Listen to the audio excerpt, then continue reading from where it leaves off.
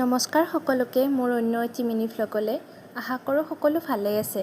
আজি ৱৰ্কশ্বপত গৈ পোৱা দেৰিয়ে হ'ব কাৰণ আজি মঙলবাৰ, সেইকাৰণে ৰাতিপুৱাই গা পা ধুই ঋতু দাদাৰ লগত হনুমান মন্দিৰলৈ আহিলোঁ। প্ৰত্যেক মঙলবাৰে মন্দিৰলৈ আহিবলৈ সুবিধা নিমিলে, সেইকাৰণে যিদিনাই সুবিধা পাওঁ সিদিনাই আহোঁ।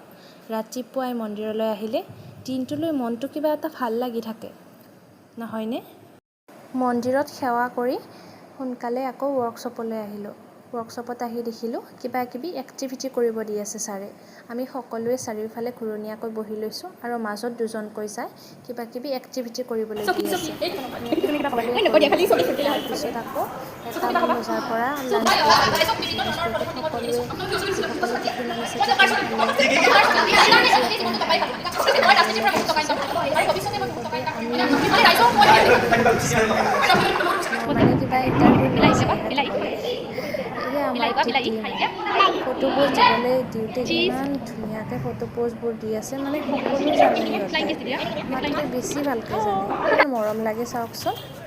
মন্দিৰৰ পৰা আহি এয়া আকৌ ঘৰ মই আকৌ নেক্সট ভিডিঅ'ত লগ পাম।